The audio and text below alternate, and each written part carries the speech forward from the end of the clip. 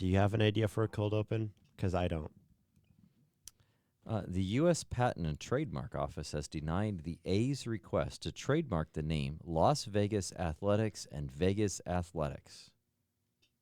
The A's were told the nickname Athletics was too generic and be confused with other activities, even if associated with Las Vegas. What? Haven't they been around for like years? The club's nickname has been the Athletics since 1901, and they've kept the name moving from Kansas City to Oakland, and they won't allow them in Las Vegas? What? Yeah, sure, we'll use that. For the win!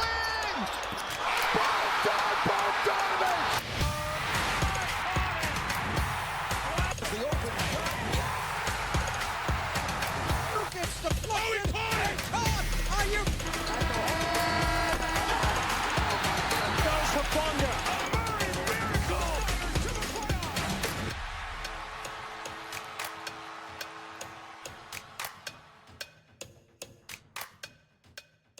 Hello and welcome back to the Eastman Sport Report, your father's son, coach player podcast about the Sacramento Kings and the San Francisco 49ers. I am your host, Max Eastman, joined once again by my co-host, Stephen Eastman. Hello there, Max. How you doing? Tired, honestly. You're tired. I almost fell asleep on the car ride here. Okay. You know, when we're on the phone. Oh, hey, shout out to my mom. It's her birthday today, so we're My recording grandma? this the Tuesday. So my mom, she's 80 today. Ooh, Yes. big 8-0. Big 8-0 for my mom. So if you're listening, Mom, hello. Happy birthday. We were calling you on the way there. We told you we were going to shout you out on the podcast. So now let's see if she actually listens. But anyway, you know, it's important when your mom gets to 80. You know, there you get a shout I out. hope my mom gets to 80. I hope so too. Yeah. I hope your mom gets to 80 as well. I hope I'm around to enjoy that. Yeah, that too. Yeah. Okay. So yeah, Niners game this past weekend. Not a lot to be excited about looking at the Niners game, honestly. I had a friend, he was at the Niners game, and he's a Seahawks fan, and he said, do you want to say anything before the game? I went, nope. Saving all my talk until after the game. And good thing I did. So, you can't play like that. I mean, sometimes you're just like, they're the better team. And we lost 13-3. Niners lost 13-3. In case you don't know, I don't know if you're listening to the podcast, you wouldn't know that. But either way, 13-3. It shouldn't have been that close. It didn't feel like it was that close. Yes. Like, okay, we got 3 points. But, like, it sure felt like we were down by, like, 20 points in the fourth quarter. You're like, it was a lot of craziness that we're even, within 10 points is just crazy to think about at the end of the game. It starts off by the first drive of the game, the Seahawks drive all the way down the field and get to the, was it first and goal at the 1? Yes. And the Niners sack them. You're like, okay, yeah. And then we hold them to, and they go for it on fourth down. They turn it over on downs. Okay, Niners go 3 and out. And then the Seahawks get their 1 touchdown of the game. Niners go 3 and out. Seahawks get the ball back. Drive down the field, 10 plays, miss a field goal. Have a little bit of life there. Okay, we're not dead yet. Niners actually get a first down on the next drive. First time in the entire game. Yeah, so we're in the second quarter now. The Niners offense, who just put like 42, was it 42? Yeah, 42 on the Bears. On the Bears. Averaging around 35 with Brock Purdy over the last 6 weeks. Goes down and gets their first down in the second quarter. Yeah, and so that means that after 3 possessions, we have a total of 12 plays. Amazing. And we're Great. only down 7-0. Now the Seahawks go down and actually get 10-3. Well, at that point it was 7-0. Then the Seahawks go down and get their field goal, first field goal of the game. The Niners actually responded with the 9-play drive and actually got a field goal there before the end of the half. Like, okay, it's 10-3. I thought we had a little bit of something then. Yeah, like, okay, the offense is finally starting to get somewhere. We're actually getting somewhere. We're actually getting some drives. We actually had a first down, and then the next drive you actually get you actually got some plays. And we got some life. Not much after that. Yeah, and then we go into the second quarter. Second half. Third quarter, second half. Niners actually got 8 plays, so they got us a couple first downs. Nice. But punt, so I guess we had a first. Then the Seahawks go 5 plays and punt. Niners go 3 and out again. I think we had, was it 3 or 4 times we went 3 and out in the game? I think 4. Well, if the last possession we had was 4 plays and out. Okay. Downs, never got a the first same down. thing. So there's 4 drives where we never got a first down. Let's put it that way. 4 drives without a first down. And so you're like, okay, not great. But the Niners get the ball back and go 3 and out. And then the Seahawks go down and go 11 plays. And then I think this is the drive that killed us. This is the drive that killed us. Because our offense goes down all the way and we get in the red zone. No, right? no, I'm talking before this. With the Seahawks drive. This is where the 2 biggest, so there's 3 huge plays that I think are in the game, all in the second half. First 2 are in the third quarter. First play of the drive, Sam Darnold fumbles the ball. And you're like, okay, if it's 10-3 at that point, if we're going to win the game, the defense has got to help us out here a little bit. Sam Darnold fumbled the ball. I think it was Gross Matos was in the ballpark. He could have possibly landed. Now, maybe it wasn't easy. It probably wasn't easy. But he was there. He doesn't get it. The Seahawks do recover. Now, then it was 2nd and 17, incompletion, and then it was the 3rd and 17. This is the second biggest play of the game. There's 3 big plays of the game. This was the second one. It is basically 3rd and 17, and they basically do a screen pass, kind of a sort of screenish pass, to basically get some yardage to make it better, and you let him go 19 yards. This gets back to, I think it's the Niners had 18 missed tackles on the day. Now, you might be able to win a game as maybe around 8 or 9, I think is where I kind of looked at some stats. It's like 8 or 9. You had 18. Double what you can give up to win a game, or normally what you can give up when win a game, or feel like you can. But like 19-yard run on 3rd and 17, that was at that point I didn't totally feel like game's over, but I kind of felt like, is this game over? Even though it's 10-3, our defense could not stop them. And then they get after the 19-yard run, they get a 19-yard pass, and then a 12-yard pass, and then we stop them a little bit. And they don't get much, but they do get a field goal and make their second field goal to make it 13-3. So, like, that drive right there is like the defense. Our defense is bad. We know that. Yes, it has been. And the Seahawks defense is really good. Really, really good. They're number 2 in the league. Texans is number 1 in case you're curious out there. But, like, you got to stop them. You had almost a fumble. You almost had you stop them on 3rd down so they'd go 3 and out. And then you're like, okay, let's do something. No, they go down and get a field goal. Then the Niners get the ball back, and you're like, okay, because like if they could have punted, the Niners actually had the ball back. Then they went 7 plays and got 64 yards. That was when they were finally starting to like, oh, this looks like the Niners offense. They had a 20-yard pass to George Kittle. Yes. 11-yard run where Brock Purdy's scrambling, which is okay, which is what you need to do. You had Christian McCaffrey with a 4-yard run, 10-yard pass to DeMarcus Robinson, 16-yard pass to Juan Jennings. Like, you're getting somewhere. And then after a 3-yard run, he had the interception, which is the 3rd biggest play of the game. And I think I said out loud, is that game? And now Max was more optimistic than I was. I'm always a little bit more optimistic than he is. But. Yeah, but sometimes you get to that point where you're like, that was 10 minutes left in the game. It was 13-3, and our offense had finally got down into the red zone, and we throw an interception. Now, even CMC says afterwards, like McCaffrey's like, I should have caught that ball. Like now it was this slightly tipped ball, so it was a little bit behind. So it's like it's not Brock Purdy's fault, but it counts as an interception to him. But still, you're like, I said, is that game? And it ended up being, they had 10 minutes left in the game. 10 and 10-27 to be exact. They go on an 8-minute drive. 8-minute drive. Like, so that's really like the interception, if it wasn't game, it was like their offense just slowly go down the field, march down the field, and just killed the clock. So even though it wasn't game, it kind of was. Because our defense, I'm sorry, they're injured. Yes. You know, at the end of the game, you have Eric Kendricks and is it Wallow? I couldn't even tell you who was in. And we started the game. I think he did like a special teams tackle or something happened with him. You're like, who's Wallow?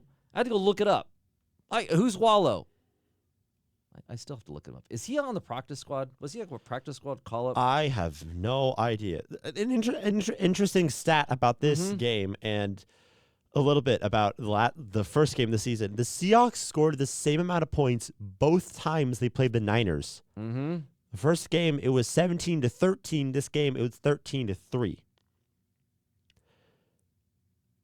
In the first game that we had against the Seahawks, Brock Purdy had 277 passing yards. And if you take the interceptions into account, he had 265. In this game, he had 127 passing yards. And if you also count the interception, it's 120. Sam Darnold in the first week of the season had 150. In this week, he had 198. And I think the biggest thing is that total rushing yards that Seattle had in the first week of the season was 84. And then total rushing yards they had in week 18, 180. Well, and if you go back to look at week 1, we had Mikael Williams, our first-round pick. Mm-hmm. You had Nick Bosa, Mm-hmm. first-round pick. Fred Warner, all-pro Fred. Yes. You basically had a pretty healthy defense. Mm-hmm. The only really, maybe Mustafa was the only guy that wasn't healthy at the time. Mm-hmm. But you had a very healthy defense, and Yes. that defense played really good. Mm-hmm. Like at the beginning of the season, they were really top. I think Dominant, They were yeah. at least going to be a top 10 defense this season. And if you want to get back to some stats of where was the tipping point of the Niners season, an interesting stat here. So the Niners last season in 2024, again, horrible run defense. Second half of the season, we've had bad run defense. Mm-hmm. Okay, well, that's because you have those three major players that we just went through out.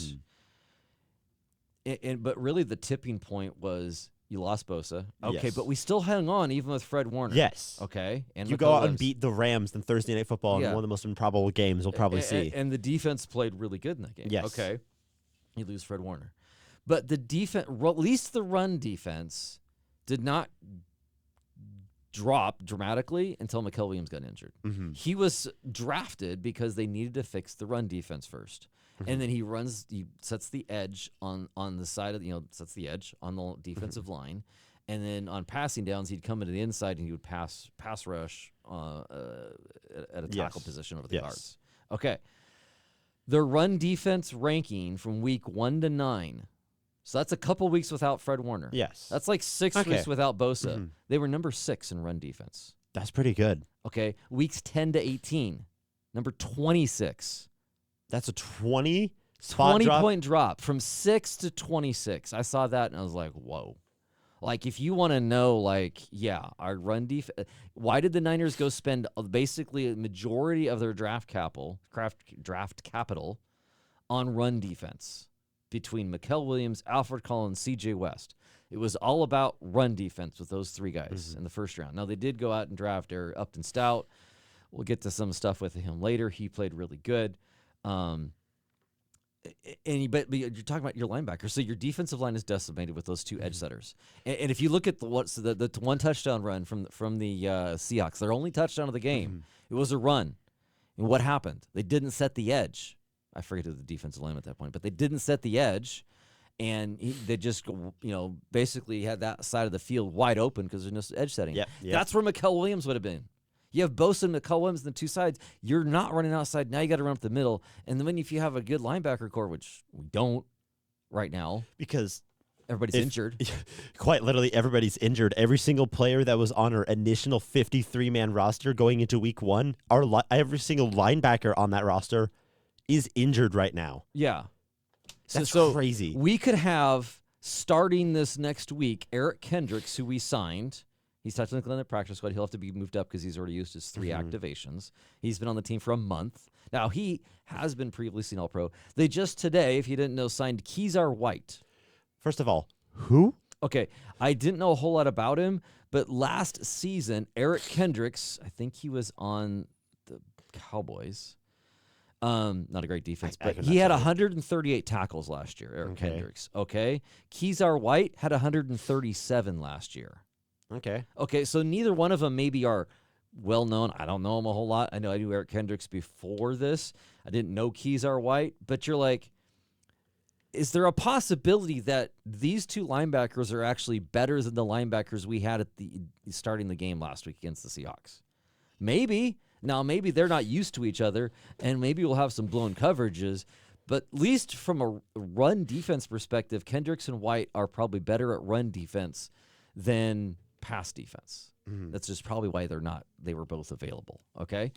But they're better at run defense, and if you're looking at going against the Eagles now, if we're looking forward to the Eagles game, now the Eagles are schizophrenic on offense. Some games they're really good, and some games they're not. So if you can stop Saquon Barkley, who's not as good as last year, he's still good. Yes. He's still a really good He's running still back. Saquon Barkley. Yeah, okay.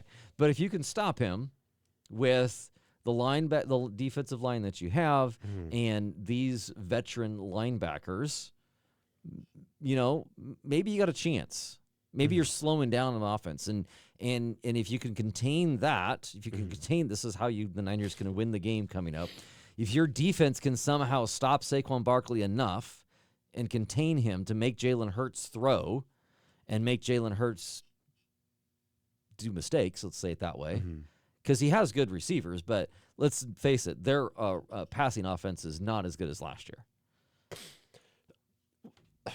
One thing to say about this defense, and just to show how below average and just sort of bad it's been, I think it's fourth. Yes. Our fourth leading sack. Our fourth leading. Yeah. Who leads? I'm trying to think of how to say this properly without just like slurring my words a lot. Okay. The person on the 49ers defense who has the fourth most sacks this season. Oh, fourth most? Fourth most. Oh, I know the top. I know the leaders. I don't know the fourth The most. fourth most is Nick Bosa. He had 2 sacks, and our leader has 4, which are tied between Cleveland Farrell and Bryce Huff. Both have 4. And Cleveland Farrell was signed halfway through the season, and Bryce Huff. And Nick Bosa got injured what week? And he's number 4 on this list. I think he was injured in week 3. That's it just shows how even with all of this adversity, we're still in a position to be in the playoffs. Is crazy to me.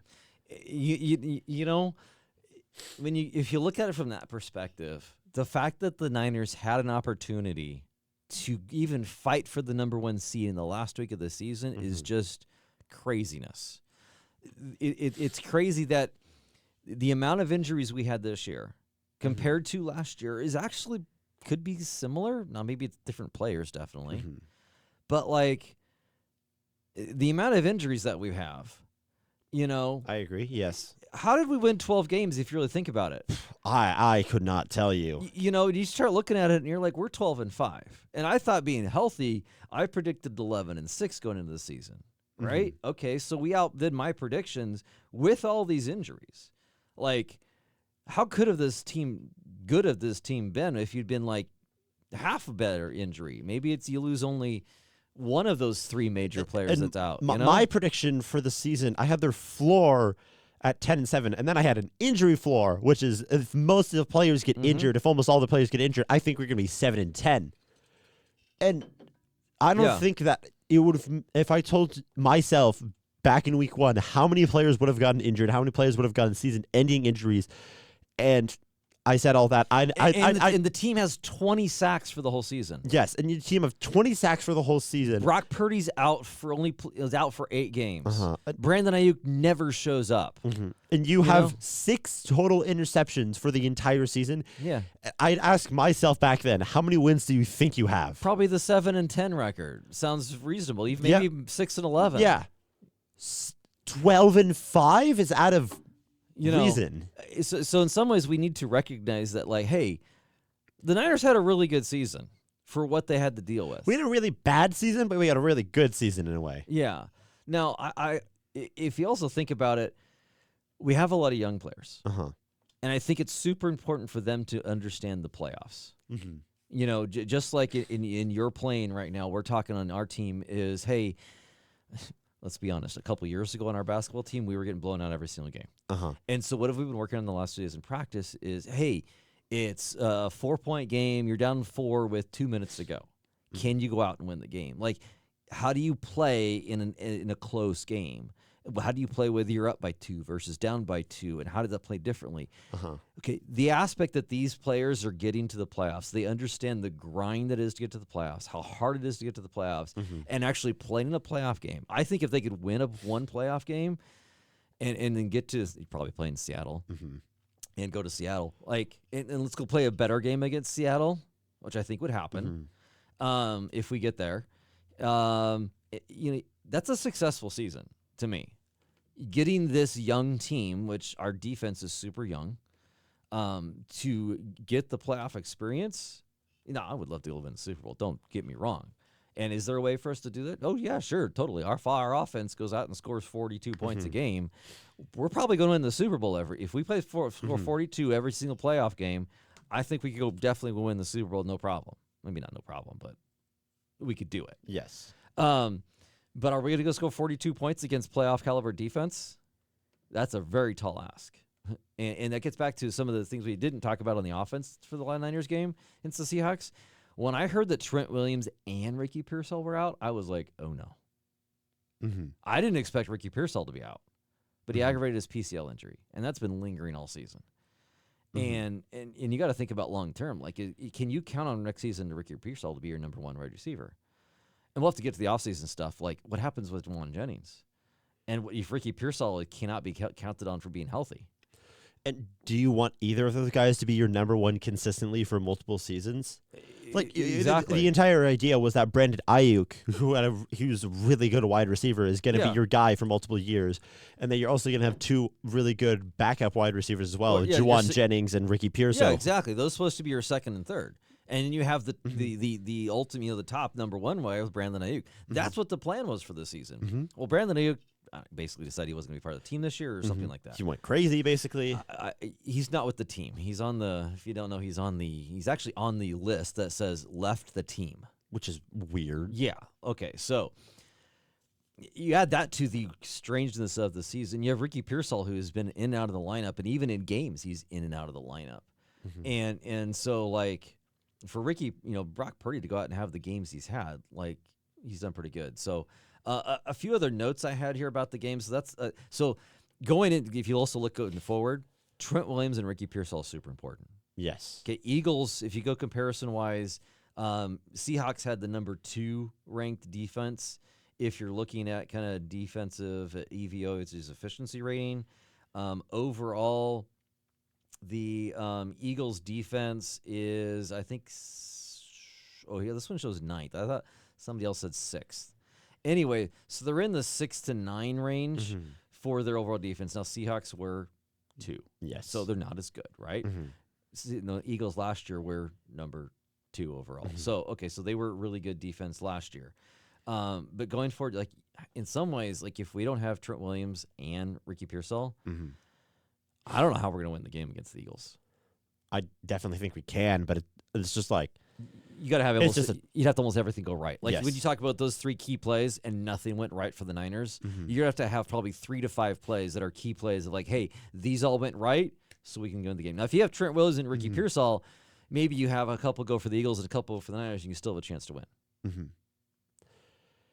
But you probably also can't give up long passes to what's their wide receivers? My mind's just going blank on the Eagles. A.J. Brown and Devontae Smith. Yeah, that's it. So, like, you can't give up long shots. Jalen Brown's throws a good deep ball, right? You can't. It's not his name. It's Jalen Hurts. You combined A.J. Brown and Jalen Hurts into one player. Okay. Sorry, people. Okay. Thank you for correcting my facts there. Before we get into basically saying who we think is going to win this game. Yes. Okay, you have a few more things on the Seahawks game or something else? I don't have anything in the Seahawks game. A few other notes on other people's comments, not just ours. Do you know who Brian Baldinger is? Not at all. Okay, so it sounds like you just pulled letters out of a hat for your last name. Brian Baldinger. He is a national commentator. He was on a radio station This is his quote. So he's an offensive. He actually played. Was he a quarterback? I think I know he played, but now he's a commentator type of player, type of person. Yes. What's the point? This is his quote on Brock Purdy. Brock Purdy actually played a really good game. And they only scored 3 points. So this is a guy that knows the game. Mm-hmm. He says, which means Seattle's defense is a bad matchup. If Christian McCaffrey doesn't have the ball go through his hands, they score a touchdown right there, and maybe it's a different game. Brock was making all the right reads. He's doing everything he's supposed to do, but Seattle has the best defense, and there's no place to go with the ball. Yep. You don't have Ricky Pearsall. Juan Jennings, he's tall. Mm-hmm. He's physical. Mm-hmm. Yeah, but he doesn't get it wide open. Mm-hmm. You have Kendrick Bourne. Well, yeah, they got him off the street after week 1 because he can't get open. You have DeMarcus Robinson. He's your 3rd or 4th wide receiver for a reason. Mm-hmm. Okay, he's a decent player, but he's not going to get open. Every throw can't go to Christian McCaffrey or George Kittle. Or Juwan Jennings as well. You need people to spread the spacing. You need to open the offense. And Ricky Pearsall, he's a fast guy. He runs routes really good. Mm-hmm. He's not going to beat you. He's probably not going to beat you downfield for the deep ball, but he can juke you out really well. Yeah, he's really good at his change of speed stuff. Change like of that. direction. Change of direction. Yeah. Yes. Okay. So going forward, those 2 people that we said are super important for going forward. Mm-hmm. And the defensive players, they got Keelan White has a hamstring injury, so he's a defensive lineman. I think he's actually been starting an edge defensive lineman. He's the one we traded for in the middle of the season. D. Winters has an ankle. He'll be evaluated throughout the week. Luke Gifford. So D. Winters and Luke Gifford, they were starting next to Fred Warner at the beginning of the season. Both evaluated throughout the week. Tatum Bethune tore his groin, so he's going to IR. He's out. I think he's stopped for the rest of the season. The rest of the season is a month, so he's not going to come back in a month. Fred Warner, you have a better chance of seeing Fred Warner play than Tatum Bethune play. Jair Brown, your starting safety, has a day-to-day with a rib injury. Kalia Davis has knee tendonitis. Okay, these are all defensive players, and our defense already is not very good. So I'm hoping we get some good news on defense, and our defense can cobble together, and Robert Saleh can put some bubble gum and make our defense play good. And then if you get Ricky Pearsall and Trent Williams back, I think we can make a good showing. But there's a lot of good ifs there. Okay, that's it on that game. We'll talk a little bit more about the Eagles game when we get to the our picks. I guess we should do our player of the game. Yes. It was hard to come up with one, but we do have one for the week. Every single week, we take a moment and we thank the Lord for our player of the game, which is Upton Stout. Amen. Upton Stout is a rookie who he only gave up 2 yards in catches, I think it was, when he was defense.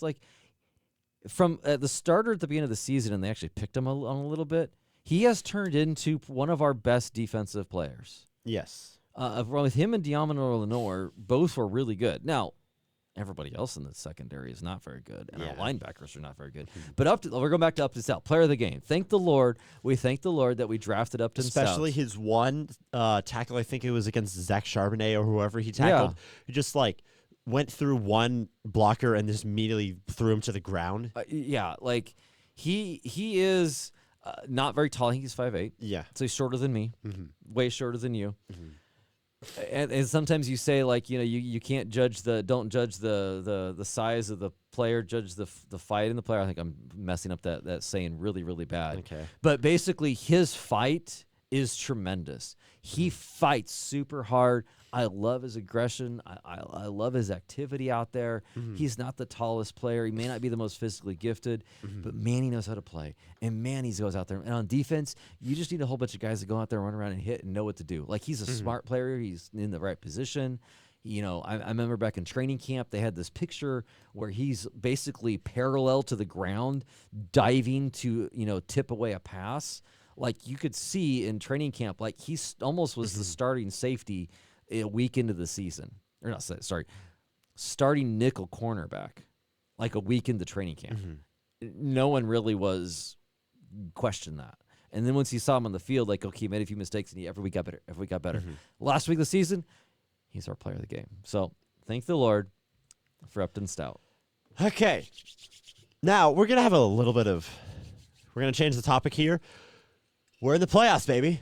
Yes, we are. It's playoff time. Not just the Niners. It's the NFL playoff season. NFL playoffs. And it's going to be an exciting wild card weekend. Because it's Super Wildcard Weekend, and really, you love that name. No, but I don't. There is so much that could happen. We've talked about this being some of the most craziest rankings of a season. This is the craziest season I can ever remember. Because there's no dominant team. Yes, there's teams that got the number 1 seed. Yes, you'll find out teams that we think are better than others. But in reality, if you pick the 7th team in my ranking and say they win the Super Bowl, I'd be like, yeah, sure.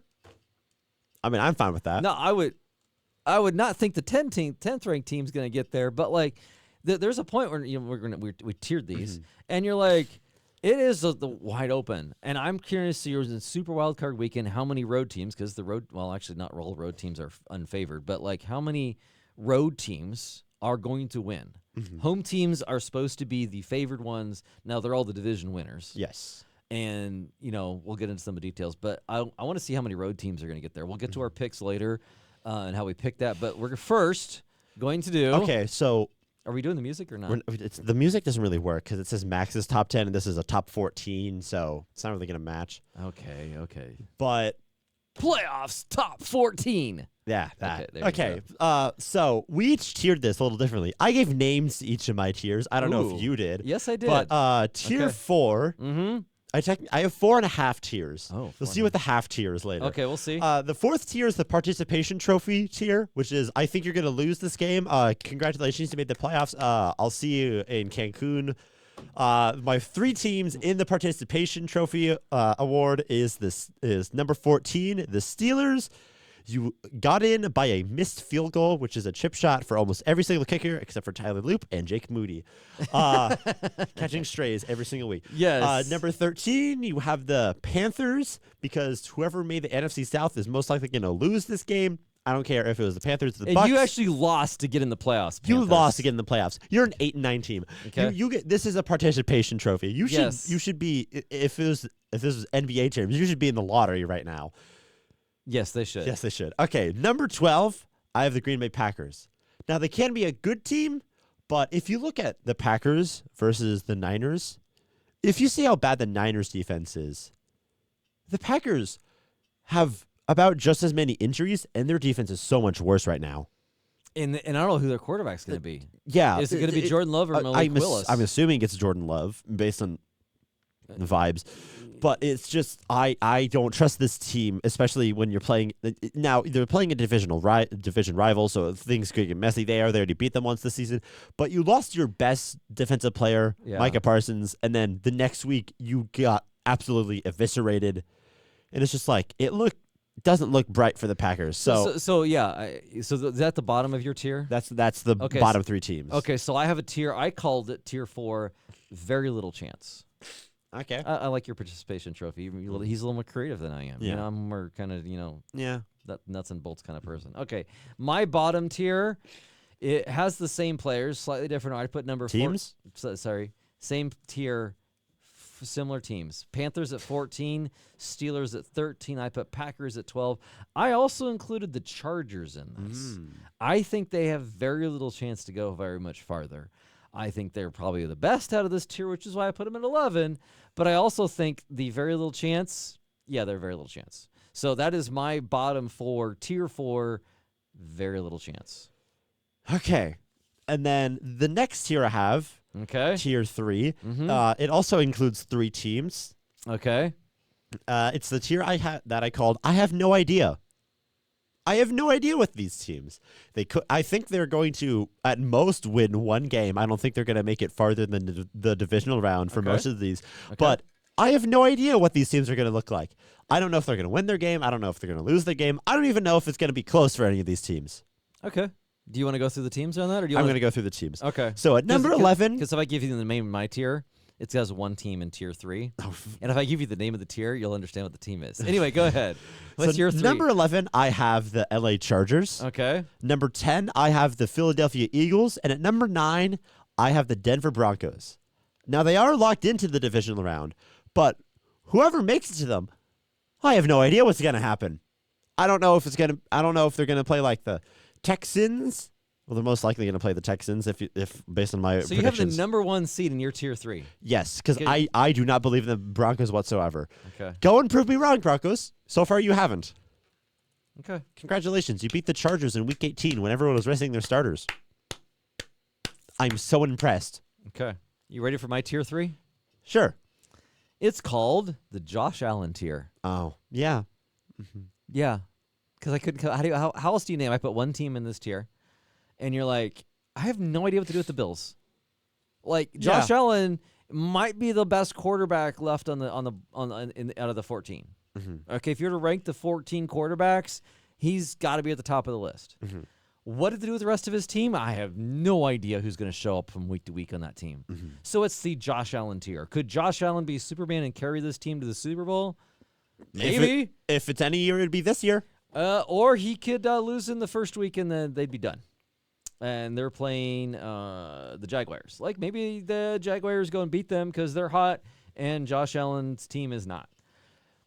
Or he's going to carry him all the way to the Super Bowl. Okay. It's the Josh Allen tier. Sort of similar to that.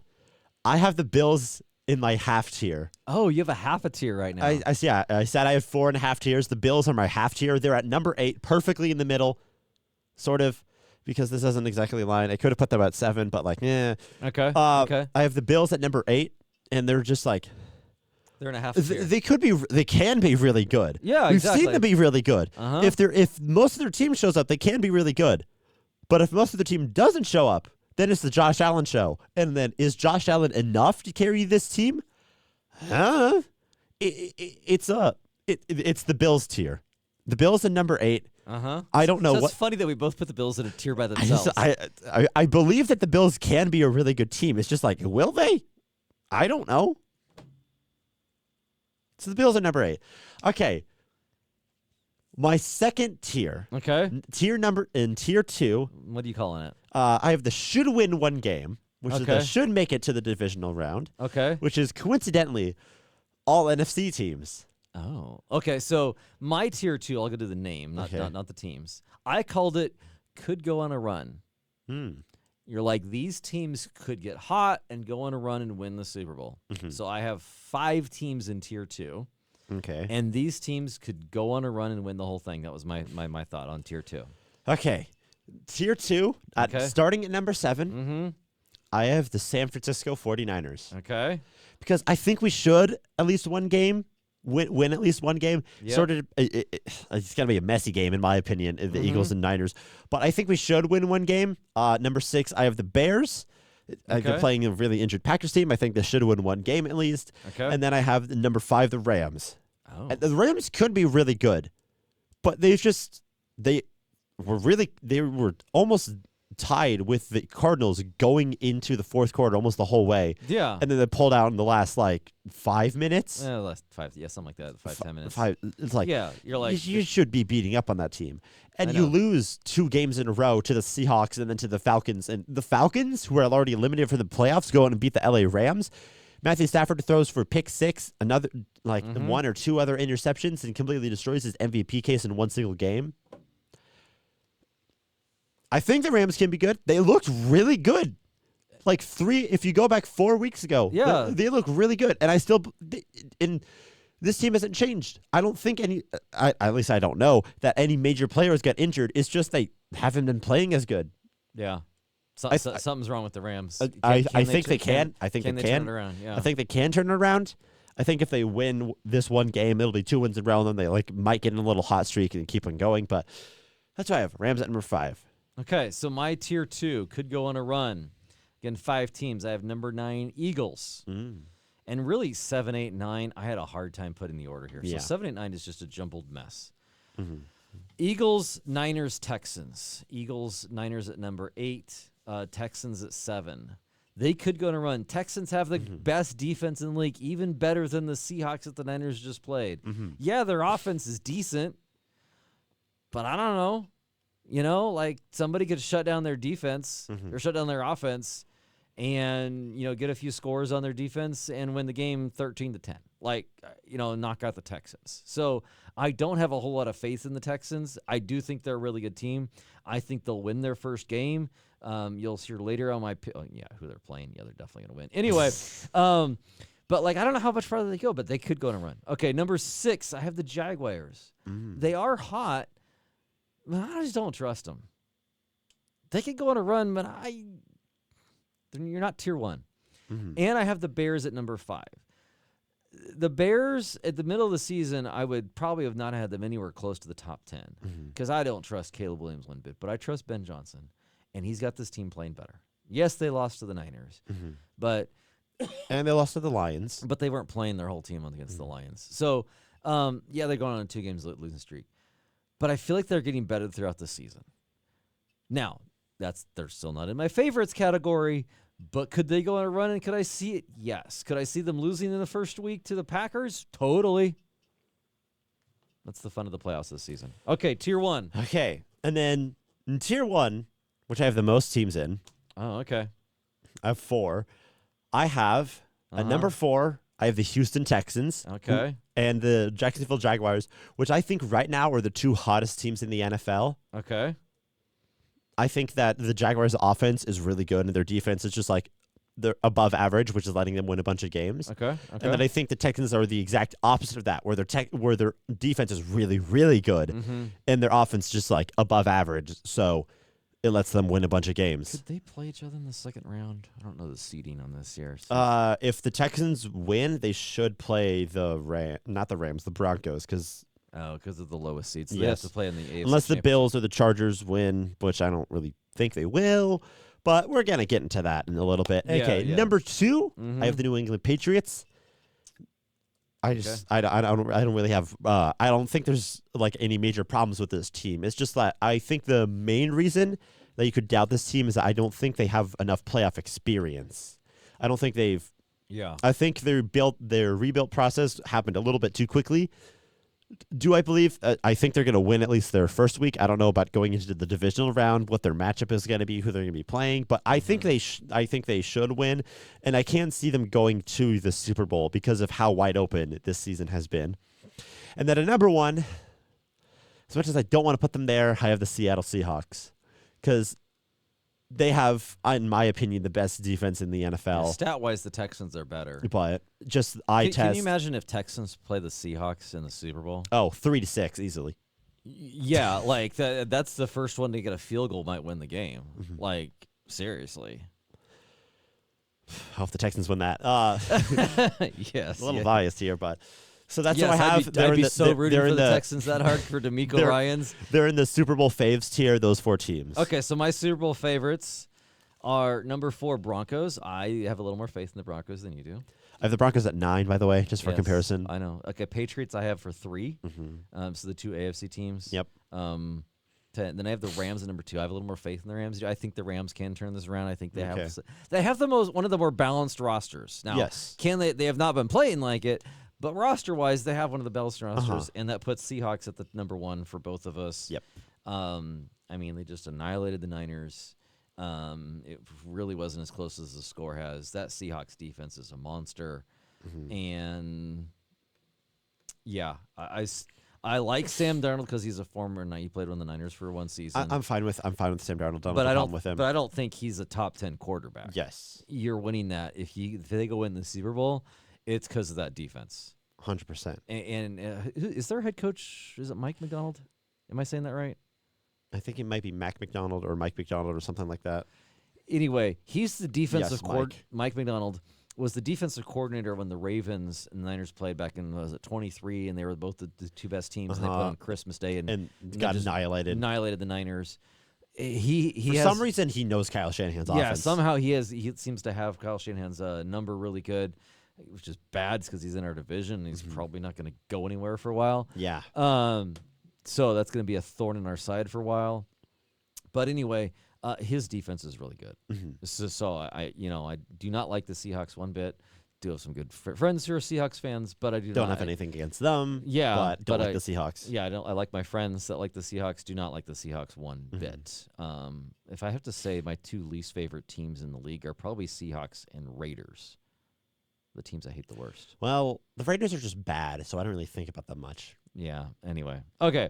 Okay. Side note there. Now, I don't even know if I should hit the primetime pick. Yeah, let's hit the. Okay. I just love this song anyway. Okay. So, because it's the playoffs and every single game is primetime, we're going to go into our Primetime Picks, where you pick out the primetime games of your NFL schedule and tell you who's going to win and who's going to lose. And they're not all primetime, but they are all national TV Yes, games. they're all national televised this week. And so they're all, nothing's competing against them, so it's like a primetime game. And it's like, There's why would you not pick? Why would you? Yeah, it's playoffs. which four would you pick versus which ones you not? Okay. We got 6 games to pick this weekend. Just for people who are keeping track at home, we had a bad week in our primetime picks last week. I was 0 for 4. Max was 1 for 3. We'll come back later and come back maybe toward our season recap of who actually won the primetime picks. The last time I knew, I think I was leading. But now you had an 0-4 week. I had an 0-4 week, so that's not going to do very good. Let's see how that works. Okay, so our first game of the weekend, Rams at Panthers. You got the number 5 Rams. They're 12-5, going to the 8-9 Carolina Panthers, who lost to get into the playoffs. Now, the Panthers already beat the Rams, and it seems like every single time the Panthers get counted out, they somehow win a game. And aren't they on a win-loss, win-loss, Yes, win-loss? they're on a win-loss streak. And they just lost. I know there's somewhere in their schedule where they like lost 2 games in a row. I'm not 100% sure where, or they won 2 games in a row. Again, not 100% sure where. But basically, this entire season, they've been win-loss, which shows with their 8-9 record. But with that being said, I'm picking the Rams. Okay. Do we really have to go that much detail on this? I put the Panthers at participation trophy tier and the Rams at should win 1 game. The reason why they should win 1 game is because they're playing a participation trophy tier. If the Rams don't win this, should you fire Sean McVay? I don't think it's his fault necessarily. I just think there needs to be a culture change somewhat because you better not lose this game. You better not lose this game. If you lose this game, then Sean McVay is on the hot seat. If he may not be fired, but he might be put on the hot seat. Let's put it that way. Okay, because I don't think Sean McVay is going to get fired. I think he's a really good coach. He won a Super Bowl with them. Yeah, like he's a smart offensive mind. I hate that we got 2 really good coaches in the NFC West against the Niners with the Seahawks and the Rams. So I would not mind. Cardinals, please don't be number 3 against us. Yeah, please do not hire a good coach. Go pick. Yeah, well, I don't want to. You can take Pete Carroll. Yeah. He worked good for the Raiders last year. Okay. You have the Rams. Yes, I have the Rams too. That's kind of simple. Who's the next game? Next game is Saturday Night Football. So this is actually a primetime game. We got Packers at Bears. The number 7 seed going to the number 2 seed Bears. The Packers were locked into 7. The Bears are like, we don't care. We're not going to win this game against the Lions. And we're like, we're just going to play the Bears again, and we're going to play the Packers because the Eagles, the rest of their starters, so they wanted to lose and play the Niners, which is, we'll get to that later. Bears-Packers. Bears-Packers. It's a divisional game. They split the season series. It's a very interesting game. I think it's going to be closer than a lot of people imagine because of how injured the Packers, I almost said 49ers defense, the same thing applies, Packers defense is. This should be a high-scoring game because both of them have bad defenses. I agree. It should be a high-scoring game. And you have Jordan Love and Caleb Williams who can both throw the ball around. They both have good offenses. But with that being said, I am picking the Chicago Bears for this. I'm sorry, Tom Grassi. I know you aren't watching this, but I'm not picking your Packers. I also know another friend that is a Packers fan for some reason, even though he lives in Northern California. I don't know what connections he has to the Green Bay Packers, but sure, you're a Packers fan. Good for you. You're going to lose this game. You're the 7th seed. You had a good season. Time to reevaluate in the draft, try to retool for next year. This is your participation trophy. You made the wild card round. Okay. I still think this is going to be a really close game. I'm picking the Packers, though. Ooh. Because something crazy is going to happen. Something crazy is going to happen this weekend that you're going to be like, what, the Panthers won? Okay, that's probably not going to happen. Okay. It could. Well. I mean, the Panthers already beat the Rams this year, but that's why I think the Rams are going to go out and be a little vengeful in that. Yeah, exactly. The Packers can beat the Bears, and the Bears can be beaten. So let's have some fun with this pick, and we're going to pick the Packers and see if I Okay. regret it on Saturday night. Okay. Okay, so we're picking the Packers for the fun of it. Okay. They're picking the Packers. Okay, Sunday morning football. Sunday morning. We got the Buffalo Bills. Buffalo Bills in Against Jacksonville against the Jaguars. Jacksonville Jaguars. Who do you have? I want to hear your take for this. You got the Josh Allen team against a better team with Trevor Lawrence. Yes. But Um, what happens if Josh Allen's team actually decides to show up this game? Yeah, you're like, I don't know who to pick on this game. This is the one where you're like, I have no leaning one way or the other. Uh-huh. Really, the first two Sunday games, it's really hard to pick these Sunday games. Because I think the Sunday night and the Monday night games, I think are very clear cut who I'm going to pick. Foreshadowing. Okay. When you get to the Bills, Jaguars, and even Niners and Eagles, I'm supposed to talk about the Patriots, Bills, Jaguars. Both of those games could be a coin flip right now. And I don't know where Jaguars are hot. The Bills have Josh Allen. The Bills can totally go win this. The Jaguars can totally go dominate this. They can totally go win this too. I agree. I'm going to pick the Jaguars. Okay, very good. I'm also going to pick the Jaguars here. I think this is a pattern in the Bills season where this is your chance. You're finally going to go and beat the team.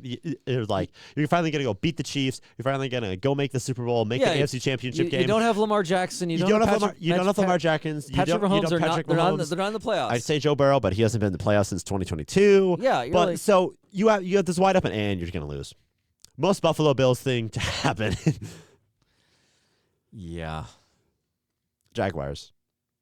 Okay. Because I'm picking them not because of Trevor Lawrence, because they have a better team. Yes. They have a better team. That's why I'm picking them. Okay. Niners, Eagles. Oh, boy.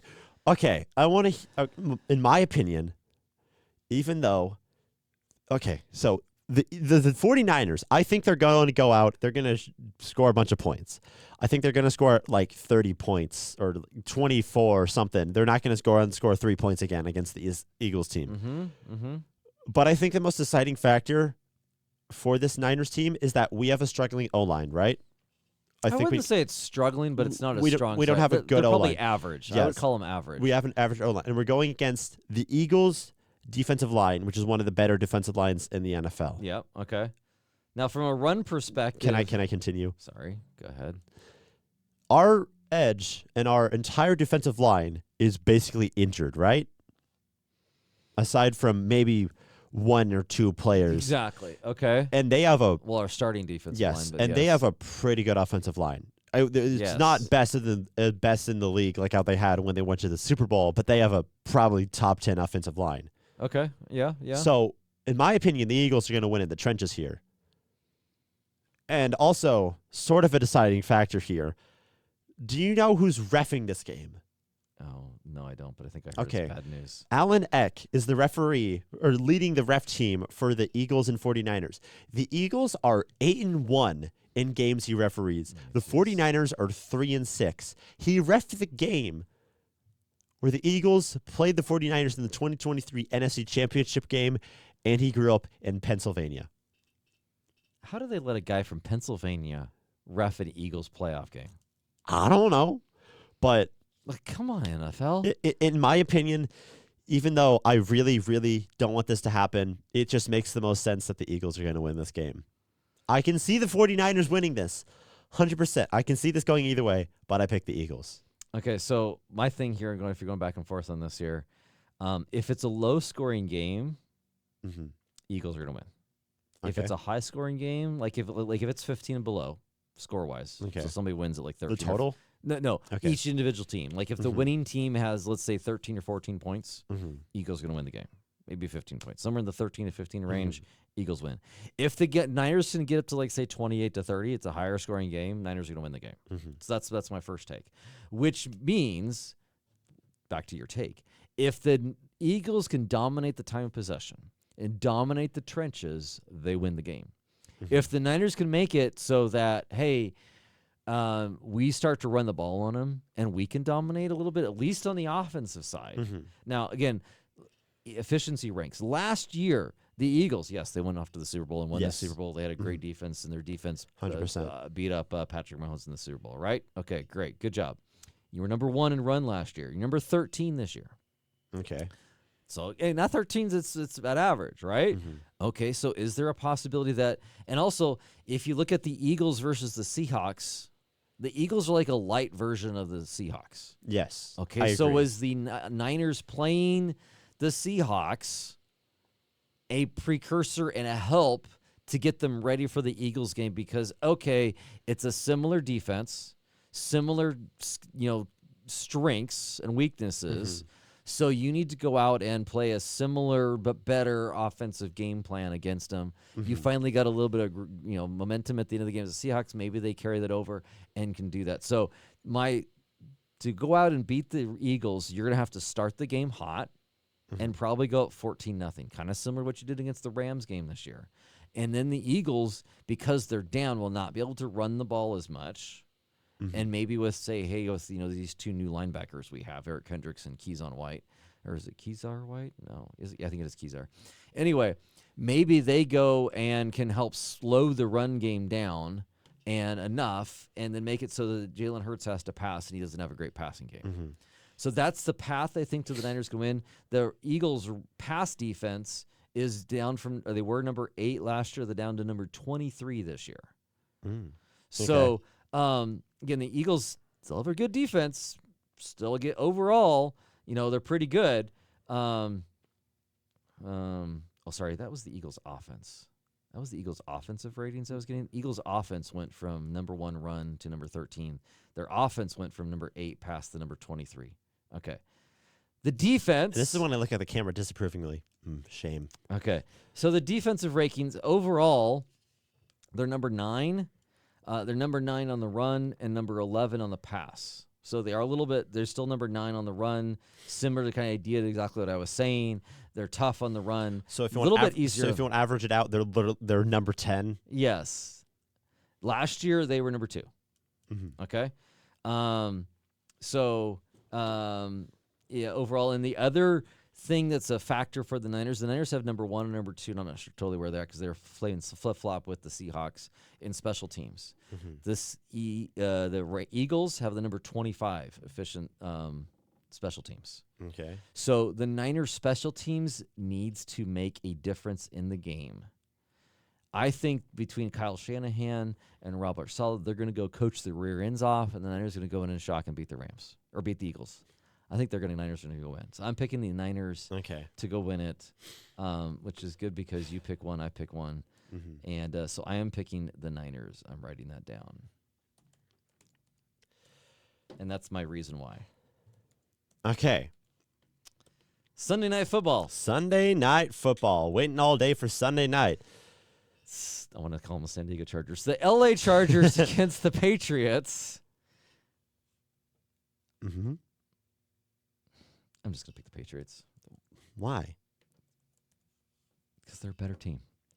Yeah. You want me to go into great detail? Yeah. Sorry. The Patriots have possibly the MVP in Drake May. They have possibly the coach of the year in Mike Vrabel. And you got the Chargers who, I like myself some Jim Harbaugh. He was a great Niners coach.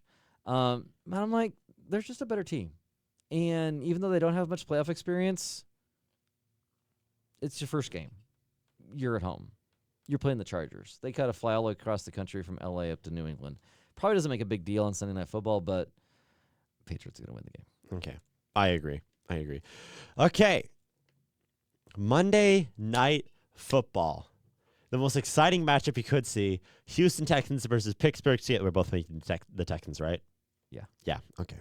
Do we need to say anything more? The Steelers are...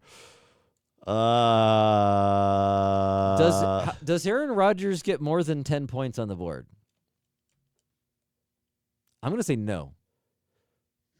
I say he does not score more than 10. Right. Texans defense. Steelers. They might even score. The Steelers are not going to score more than 10 points. I was even going to say, are they going to score a touchdown? But I'll just be a little bit more generous and saying maybe they do something. I'm going to say they don't score more than 10 points. So the 10 or below is what I think the Steelers are going to go. I think the Texans can score way more than 10. May not be much more, but it might be a 21-10 game, and is my prediction on the score there. Cool. So Okay. that's I our. want to have a little bit of a look back.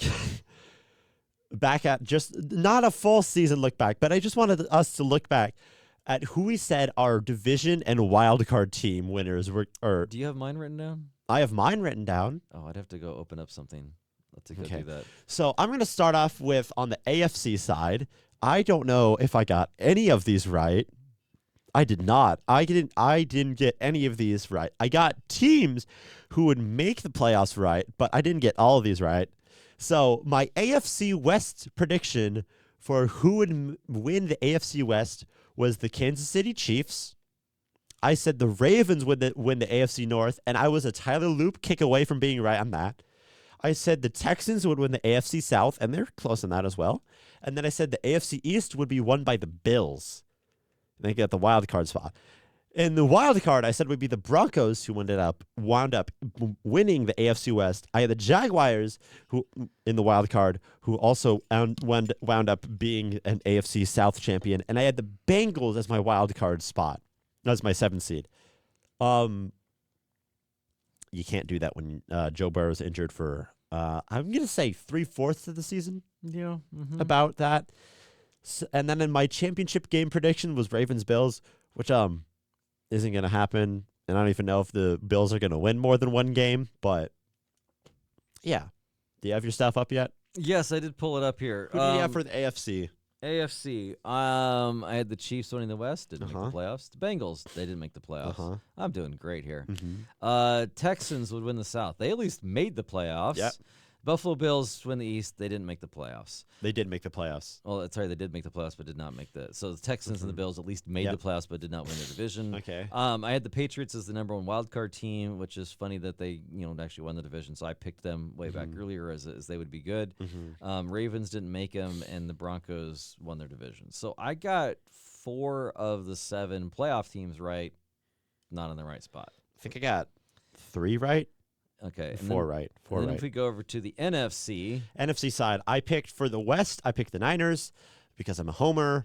And and we were close. We were really close. And then I picked the Lions to win the NFC North. 1 game away. What? It was 1 game away from winning the division. Yeah, the Niners were. Okay. And then I picked the Lions for the NFC North. I think they're technically no, they just beat the Bears, so they're not last place in the division, but they could have been.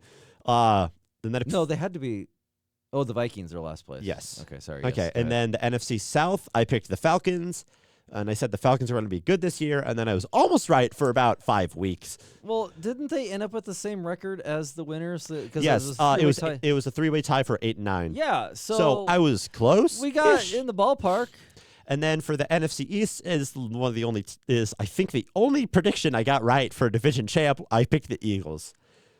Well, that's very similar as I picked the Eagles, so we got that one right. And then for the wild card teams, I picked the Packers, which I did get right. I picked the Rams, which I also did get right, and then I picked the Commanders, which Jaden Daniels got injured. Yeah. And then most of the team got worse. Yeah. So mine's similar in that I picked the Niners and then the Packers. Packers did make the playoffs. Did make the playoffs. Yeah, they did. Falcons, we talked about them, and I picked the Eagles. I picked the Lions as a wild card, didn't make it. I picked the Rams as a wild card team, did get that right, and then the Commanders. So I got teams that actually made the playoffs that I predicted was 1, 2. I got 4. So I got 4 out of the 7 teams again. Correct. My NFC Championship game, if this holds true, Niners would host it. Packers, Niners, it can still happen. The 6th seed versus the 7th seed. If that happens, I don't know if I can buy tickets. But anyway, that would be a fun thing to think about. Would be back in Levi I'm not going Stadium. to college. No, you're not. You can go Okay, my NFC Championship game was the Niners versus the Commanders, which my point was I think the Commanders are a really good playoff team. They didn't even make the playoffs, so I guess my point stands. You can't prove me wrong. They just didn't get there. So, yeah. My AFC Championship game is Chiefs-Bengals. Well, neither of those two even made the playoffs, so that one's not going to get right. And you were Ravens. And my Super Bowl prediction was the 49ers-Bills, which can still happen.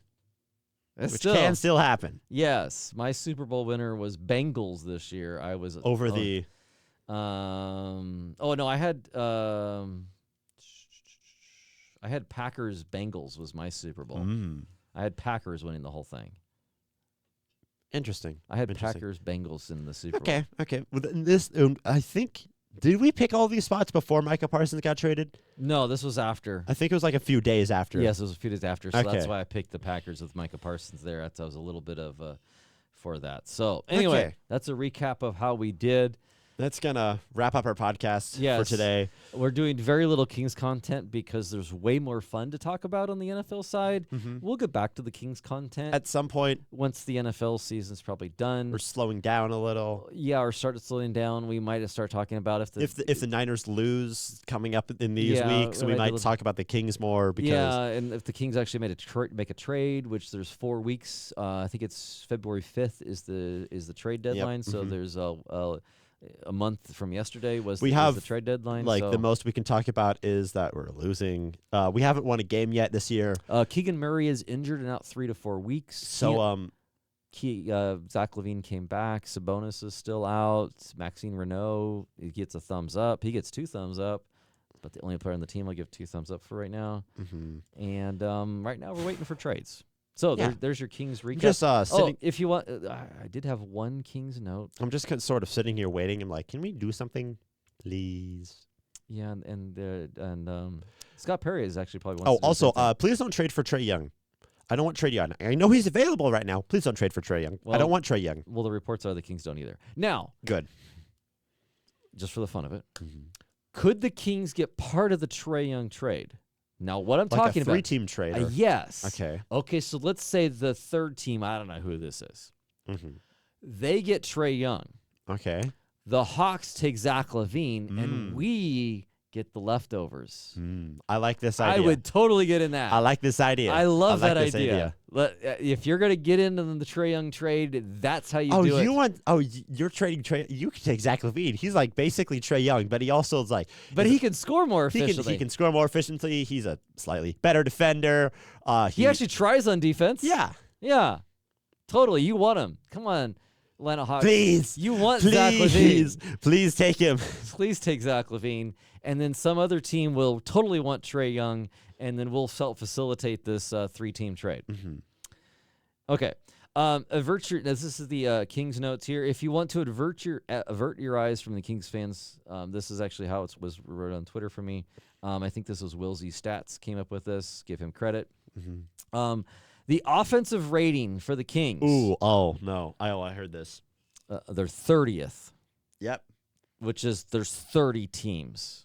Okay. Their defensive rating, they're 28th. Hey, our defense is better than our offense. Good job, Doug Christie. Our net rating is 30th in the league, so our net rating is the worst in the league at minus 11.5 is our average loss. Also, right now, if we right now have the 3rd best lottery odds to win the lottery, only behind the Indiana Pacers, who are 6-31, and technically the Atlanta Falcons. Hawks. Sorry, Atlanta Bird Team, which have the New Orleans Pelicans pick, and the Pelicans are 8-30, which just means they've played 2 more games than us. And the top 3 all get equal odds. Like it's like Yes. 14 something. I think it's 14.5 you get. And by the way, the Pacers are on a 13-game losing streak, if you want to know. Hey, we've got multiple 5-game losing streaks. We're on a 5-game losing streak right now. Will we make it 6 tonight? Do I care? Gosh, I hope so. Hey, our draft lottery odds wouldn't change if we won. Please give me something to hope for. Okay, so we actually did talk a little bit of Kings. There's our short King segment. for Our the day. King segment is there is no hope. Well, there is some hope, but there is no hope right now. for this season. For the present, there's hope for the future. For the present, there is no hope. Okay. So, we thanks everybody for listening. Hey, if you got to this point of the podcast, please hit like, subscribe. Give us a 5-star rating if you're on Spotify. Yes. Leave a comment. Say something that you liked about the podcast. Say something you didn't like about the podcast. Do you agree with some of our predictions? Who do you think would go in? Which prediction do you think is wrong on our side? Please let us know. We do thank everybody that's listening. We love seeing the numbers of who listens and who doesn't. We love seeing some of our comments from around the globe. We've got some interesting comments of people have from Australia who've given a comment. So we love all those people that are out there. We greatly appreciate every single one of you that's listening and you joining on our little bit of fun here that we have here. And we totally enjoy this. Yeah. So thanks for listening. See you guys next time. Bye. Bye.